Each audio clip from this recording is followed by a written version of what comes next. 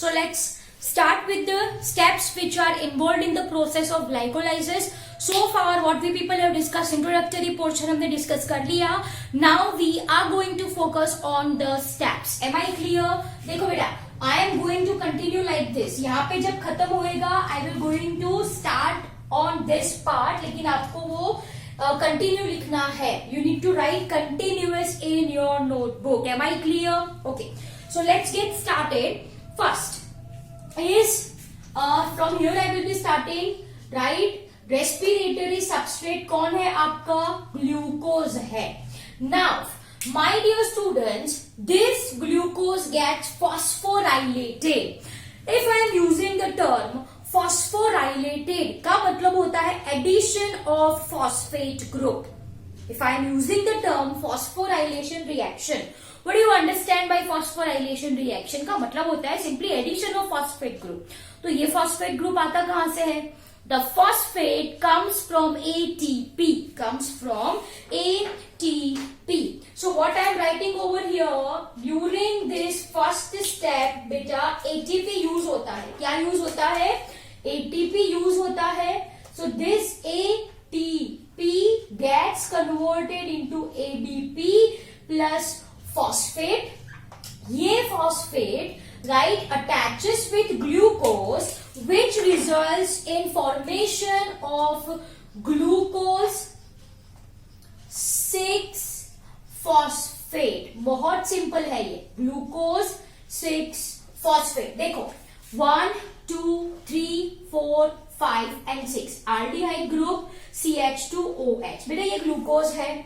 अब मैंने क्या बोला? मैंने आपको एटीपी किसमें कन्वर्ट हुआ? ADP plus phosphate. ये फॉस्फेट एडीपी को टाटा बाई बाई कह के it joins with the 6th carbon. Phosphate group कौन से कार्बन पे अटैच है? ये बेसिक केमिस्ट्री है, ये तो आपको आती होगी, नोमेनक्लेचर आपने पढ़ा होगा UPSC.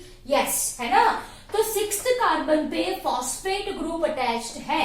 So I have written glucose 6 phosphate. 6th carbon पे phosphate group attached. Simple as that. Clear? यहाँ पे enzyme is involved that is called as hexokinase. With red I will be writing enzyme. है ना? कौन सी enzyme है? Hexokinase. अब बेटा glucose की फॉर्मूला क्या है? C6H12O6. Yes, we very well know this thing. Fructose की भी फॉर्मूला क्या है? C6H12O6. तो दोनों एक दूसरे के क्या कहलाते हैं? आइसोमर्स. यस और no? Yes. So next step में क्या होता है? दिस ग्लूकोज 6 फॉस्फेट है ना, वो किसमें कन्वर्ट हो जाएगा? उसके आइसोमर में. That is fructose 6 phosphate. So everyone note it down. This is your fructose 6 phosphate. Am I clear?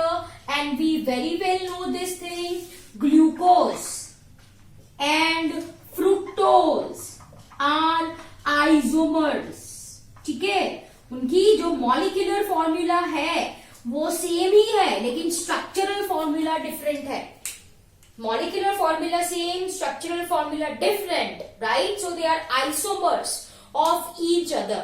So this glucose 6 phosphate gets converted into fructose 6 phosphate. Am I clear?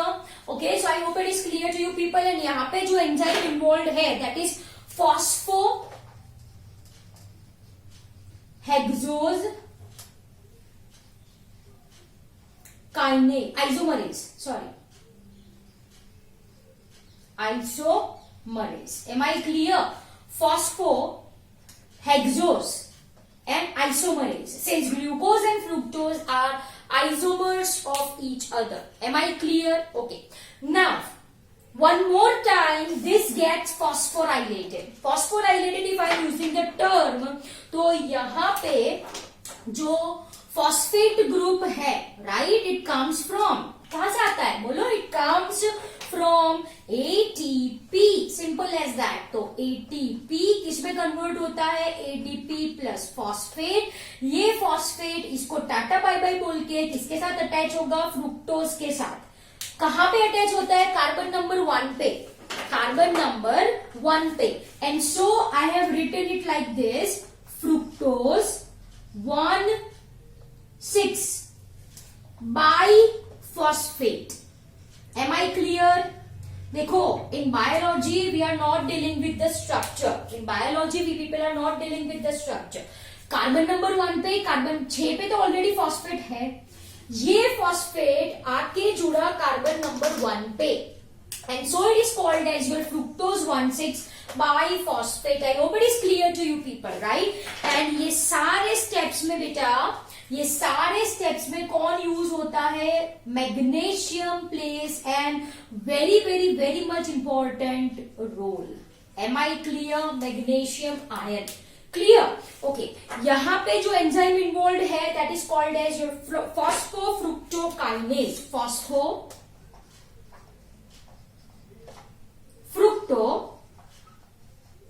And kinase. Kinase क्यों? क्योंकि यहाँ पे क्या use होता है बेटा? ATP use होता है. Am I clear?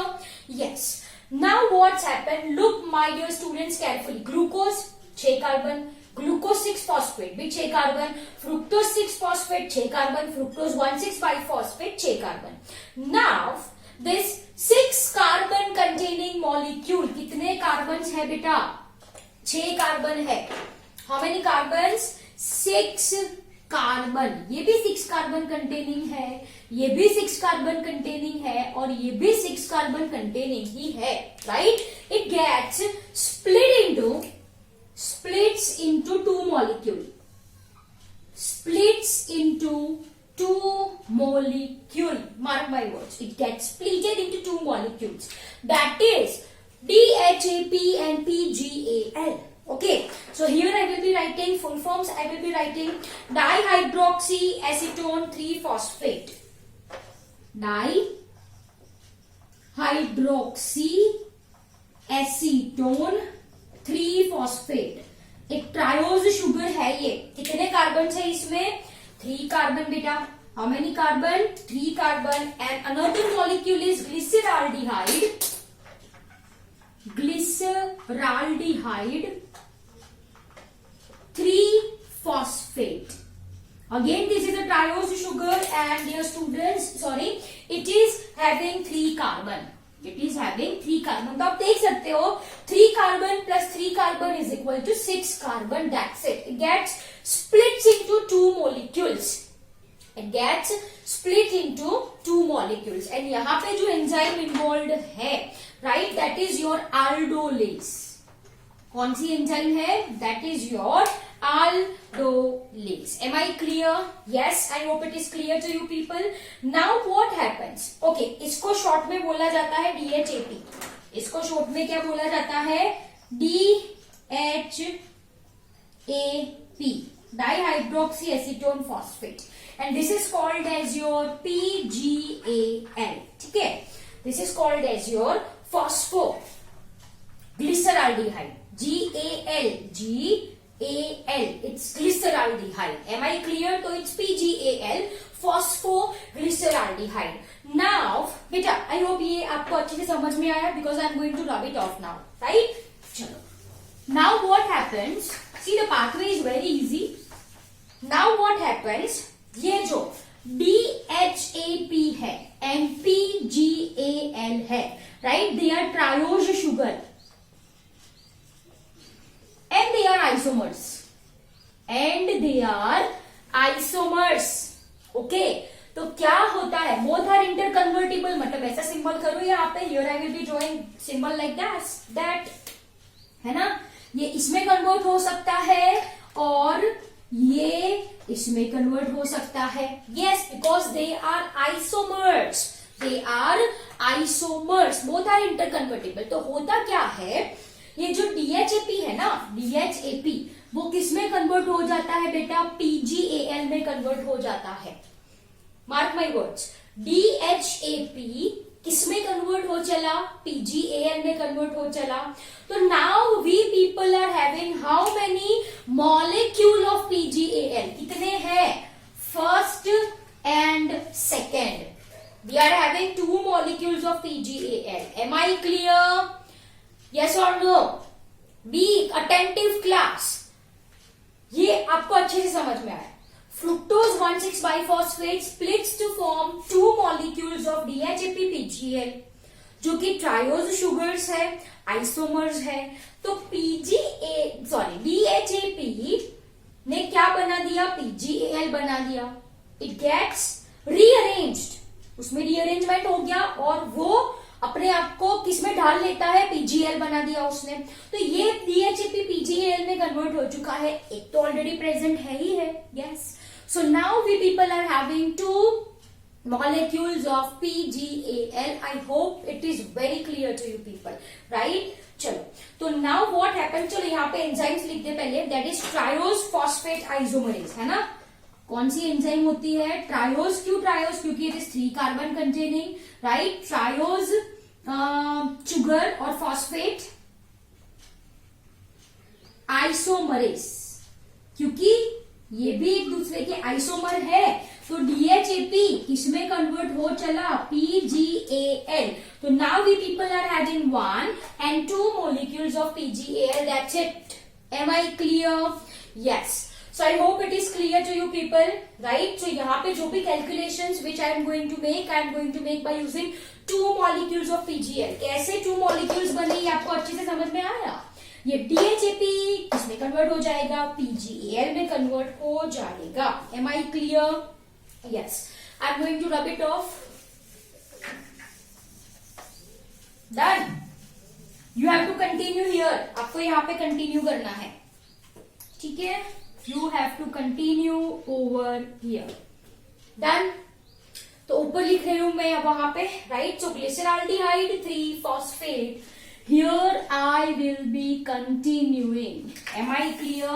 तो आप ऐसे यहाँ पे कंटिन्यू कर दीजिए, नीचे ही लिखना है आप सबको, but I don't have space, तो मैंने ऐसे ऊपर लिया है, ठीक है।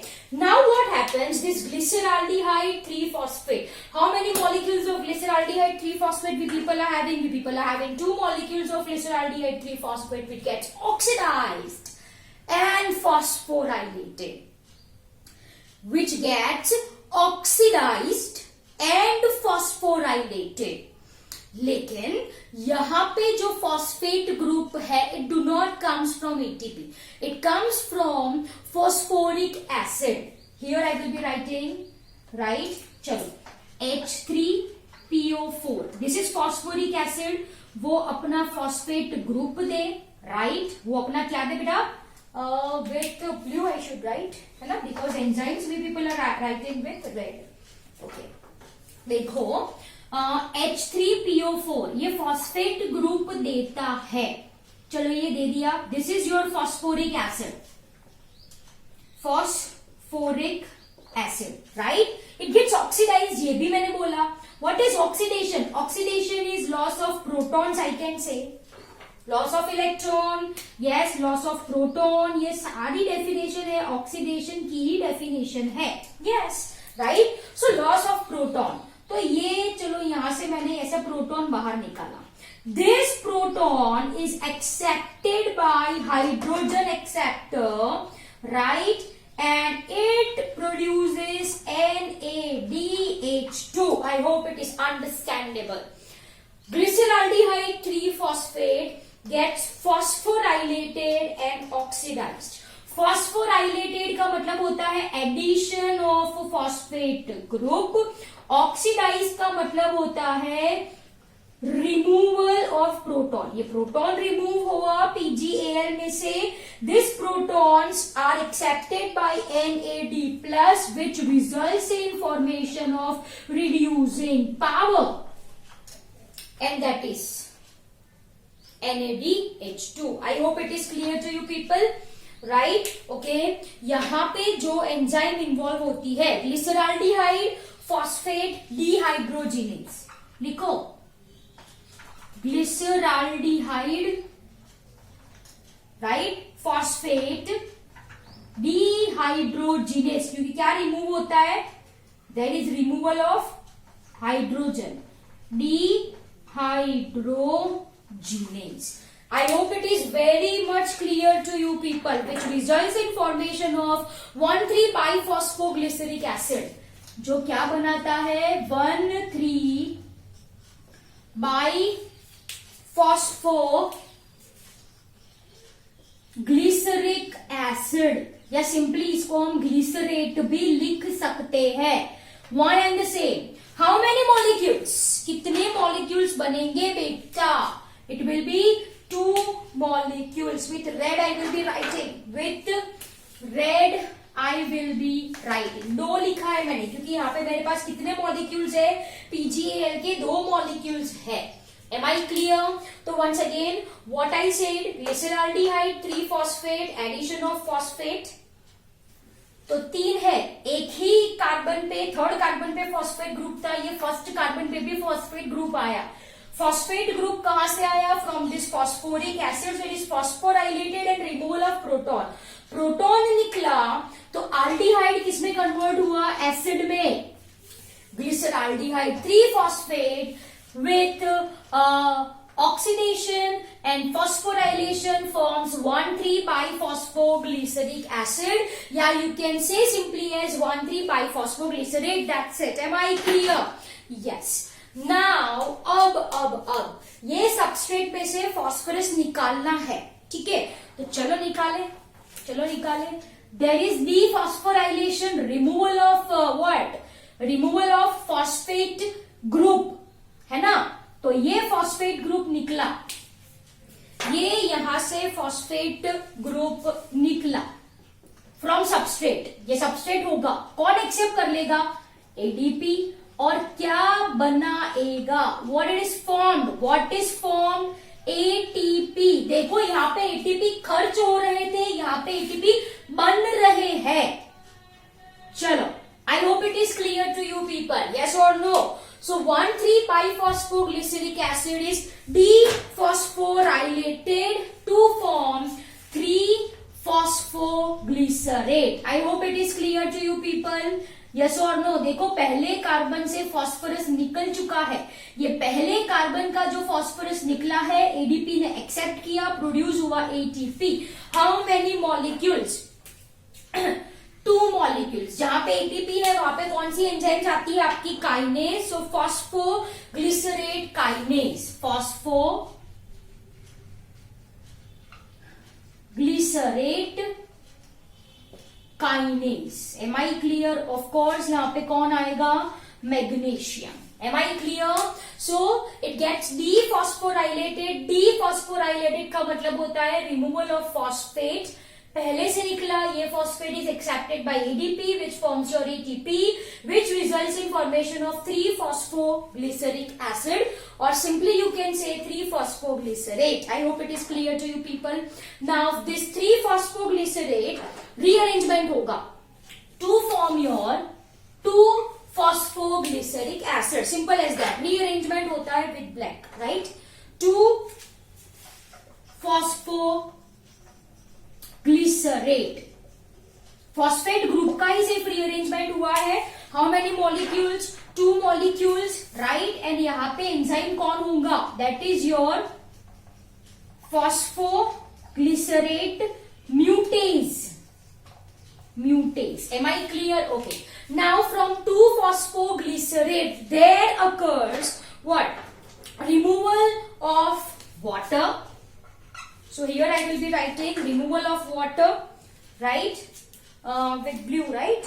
So there occurs removal of water in presence of your magnesium, and enzyme कहलाएगी enolase. Results in formation of 2 molecule of your PEP. What is PEP? That is your phosphoenol pyruvate. That is your phosphoenol pyruvate. अब इसका होता है dephosphorylation. Dephosphorylation का मतलब क्या बेटा? Dephosphorylation का मतलब removal of phosphate group. Phosphate निकला तो फॉस्फेट की कौन एक्सेप्ट करता है? ADP, which results in formation of ATP with 2 molecules of pyruvic acid. With 2 molecules Here I will be writing इसके दो molecules of your pyruvic acid. Am I clear? Yes. यहाँ पे enzyme कौन से involved है? ATP है तो of course kinase, right? So simply magnesium is involved. Yes, and write phosphokinase. Am I clear? Okay. तो ये 2 को थोड़ा इस साइड कर दे. 2, this is 2. तो यहाँ पे phosphopyruvate kinase. So simply I am writing it as your pyruvate kinase, right? First, second, third, fourth, fifth, 6, 7, 8, 9 and 10. हो गया 10 step? Yes. With release of your energy in form of ATP and there is formation of NADH2. Now my dear students, one point I want to say here, right? आप देख सकते हो कि मैंने जो first part में लिखा है, ये पार्ट में ATP यूज हो रहे हैं, ATPs are used, as you can see, है ना? ATP यूज हो रहे हैं, ATP यूज हो रहे हैं, right? So this is called as your, इसको क्या कहा जाता है? Preparatory phase. Okay, नीचे लिख रही हूं मैं यहाँ पे, it is called as your preparatory phase. So NADH2 जो कि क्या है? Reducing power, right? And what I will be writing? Preparatory phase.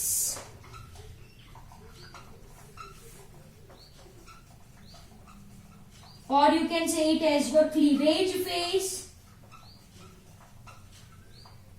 or you can, I hope it is आपको यहाँ पे दिख रहा है, right? Preparatory phase बोलो, cleavage phase बोलो, या फिर energy spending phase भी you can say, right? Energy spending phase, energy spending phase. Am I clear? So I hope it is clear to you people. Right done. अब जो ये reaction आती है ऊपर, सो हियर ग्लिसरॉल्डिहाइड 3-फॉस्फेट, यहां से जो रिएक्शन आती है, राइट, वहां पे आप देख सकते हो कि ATPs are been formed. ATPs are being formed, yes or no? Yes. And this is what I called as an energy conserving phase. इसको हम क्या बोले? Energy conserving phase. चलो let's write it down. ये जो ग्लिसरॉल्डिहाइड है, PGAL के बाद का जो reaction which gets converted into 1,3 biphosphoglyceric acid, right, फिर ग्लिसरिक एसिड बना, राइट, फिर क्या बना? 2-फॉस्फोग्लिसरिक एसिड बना, हियर इट इज, राइट, फिर क्या बना? PEP बना, और फिर जाके क्या बना? पाइरुविक एसिड बना. तो ये फेज जो है, इसके बाद this phase is called as your payoff phase. Payoff phase, or it is said, as I told, energy conserving phase. इसको हम क्या बोले? एनर्जी कंजर्विंग फेज भी बोल सकते हैं. Am I clear? Yes or no? Yes or no? Done. तो ये जो प्रिपरेटरी फेज है वो कहां तक आएगा? When your DHAP gets converted into PGAL. Am I clear? So I hope it is clear to you people. Okay. तो ये पॉइंट और ये दूसरा cloud clear. So glycolysis is divisible into two phases, preparatory phase and payoff phase. During preparatory phase ATP use होता है, during payoff phase ATP form होता है. That is the difference. ये एनर्जी स्पेंडिंग फेज है, ये energy conserving phase है, क्योंकि यहाँ पे एनर्जी यूज होती है, यहाँ पे एनर्जी फॉर्म होती है. That's it. Glucose 6-phosphate, fructose 6-phosphate, fructose 1,6-biphosphate, which gets converted into DHAP, PGAL. यहाँ तक preparatory phase. Am I clear? यहाँ तक your preparatory phase. Now PGAL gets converted into what? 1,3-biphosphoglyseric acid, 2-phosphoglyceric acid, 3-phosphoglyceric acid, 2-phosphoglyceric acid, phosphoenol pyruvic acid, and finally we will get 2 molecules of pyruvic acid. So यहाँ से ये पूरा PGAL के conversion के बाद ये पूरा है आपका pair of phase where energy is produced. That's it. Clear? So dear students, as you can see, right, this is 10-step reaction. How many step reaction it is? 10-step reaction. Am I clear? And I hope it is clear to you people. Once again, repeat after me. Glucose 6-phosphate, fructose 6-phosphate, fructose 1,6-biphosphate, which splits into DHAP, PGAL. ये जो first 5 steps है वो preparatory phase है. PGAL किसमें convert होता है? 1,3-biphosphoglyseric acid, right? So ये PGAL का conversion 1,3-biphosphoglyseric acid, 3-phosphoglyceric acid, 2-phosphoglyceric acid, phosphoenol pyruvate and your pyruvic acid. ये जो बोले मैंने वो आपके पे ऑफ फेज है. All together, glucose 6-phosphate, fructose 6-phosphate, fructose 1,6-biphosphate, PGAL, DHAP. Yes, DHAP gets converted into PGAL. उसके बाद क्या आता है? 1,3-biphosphoglyseric acid, 3-phosphoglyceric acid, 2-phosphoglyceric acid, phosphoenol pyruvic acid and pyruvic acid. Total how many steps? 10 steps में glucose is partially oxidized. पूरा नहीं टूटा. देखो 6 के 3 कार्बन है. Pyruvic acid is 3 carbon containing. 3 carbon है, right? So it is partially broken down. It is partially broken down. It is partially oxidized to form beta क्या बना? 2 molecules of pyruvic acid. Please recall definition what we people have understood. Over to you. Note it down the same in your notebook.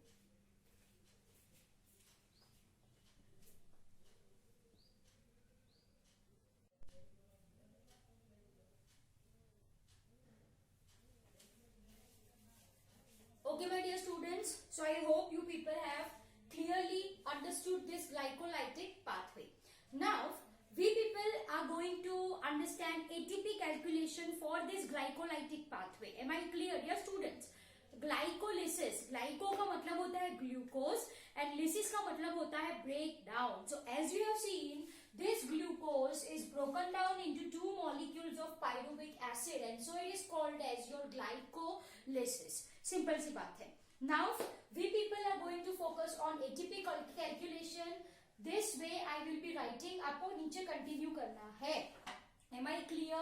So I hope ये तो आपको अच्छे से समझ में आया. This all are my dear students 2 molecules of your ATP and this way I will be writing your, so this is your phosphoglycerate kinase, right? I will be rubbing this. Clear? So everyone, this is your ATP calculation. ATP calculation. Am I clear? Yes. So dear students, okay. Now this all are बच्चा 2 molecules है ना? ये 2 molecules है तो calculation भी हमको 2 हिसाब से ही लगाना है. Simple as that. Okay. चलो. What is this phase called? Up to DHAP glyceraldehyde 3-phosphate. चलो बोलो फटाफट. What is this phase called? The phase is called as your preparatory phase. So here I will be writing preparatory phase. Okay बच्चों. Now you people look at this pathway and say me. Look at this pathway and you people say me कि how many ATPs are used or how many ATPs are consumed. क्या है preparatory phase में ATP खर्च हो रहे हैं. How many ATPs are being used? 1 and 2. Yes. So simple as that. I will be writing over here 2 ATPs are used. Most important point. Am I clear? Preparatory phase में मतलब till here.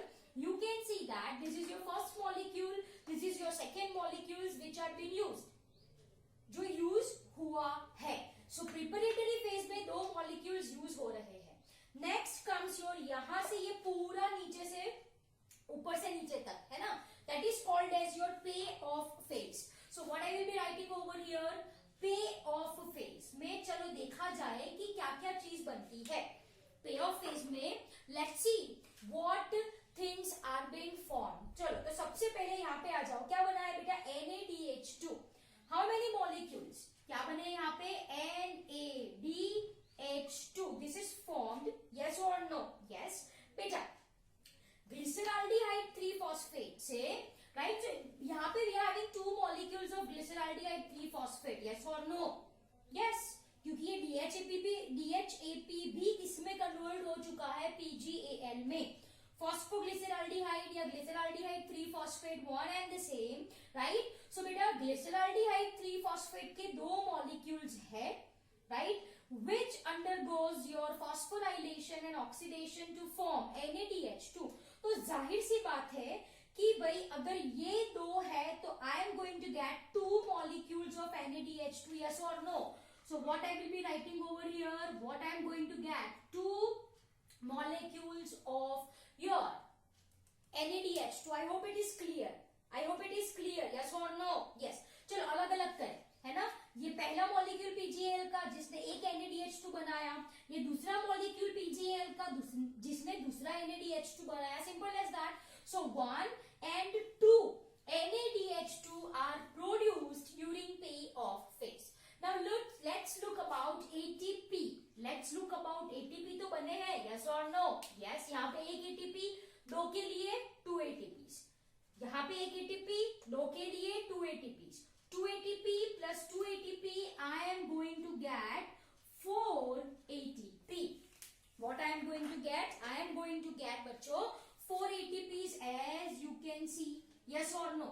अब अभी के लिए ये चीज आपको याद रखनी है, which I will be writing over here.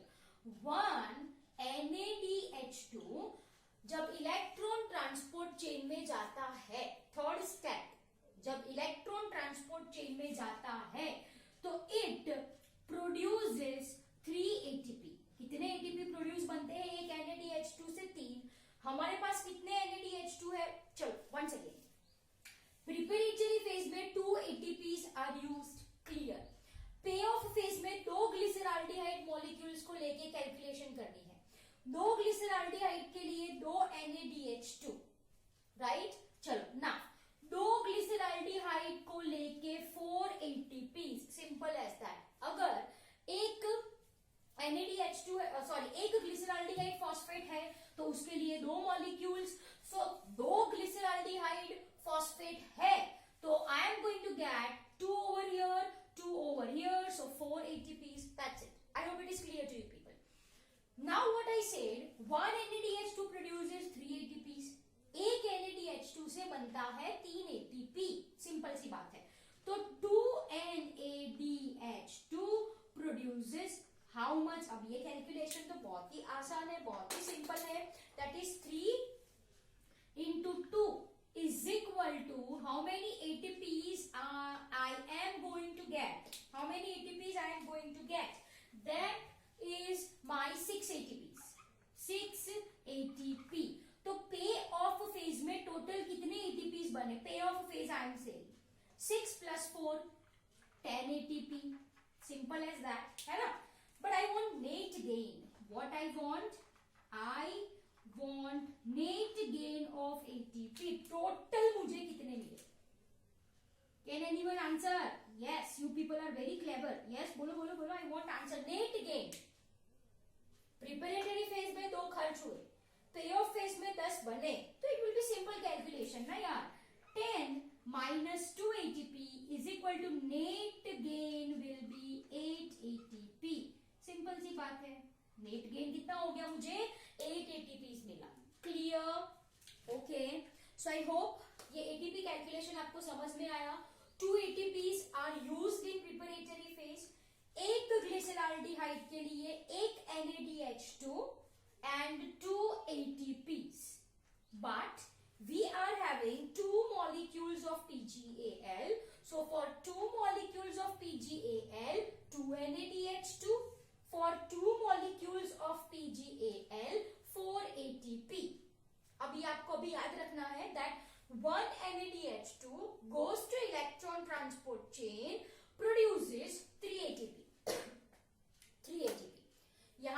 क्या होता है chemiosmotic hypothesis, proton gradient, this is also seen in case of respiration, मैंने आपको बोला था, right? Okay, sorry. So one NADH2 produces 3 ATP.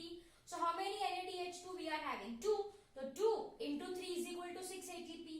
6 ATP plus 4 ATP is equal to 10 ATPs during payoff phase minus 2 ATPs used during preparatory phase. So net gain at the end of glycolysis हमारे पास कितने ATPs present होंगे? 8 ATPs. And by this we people have completed your first step. That is your glycolysis, which is common in case of aerobes and anaerobic organism. And so the pathway, entire pathway is called as your common pathway. ठीक है, आया समझ? Now अभी ATP calculation ही सिर्फ लिखने को बाकी है आपको. Over to you. Write down the same in your notebook.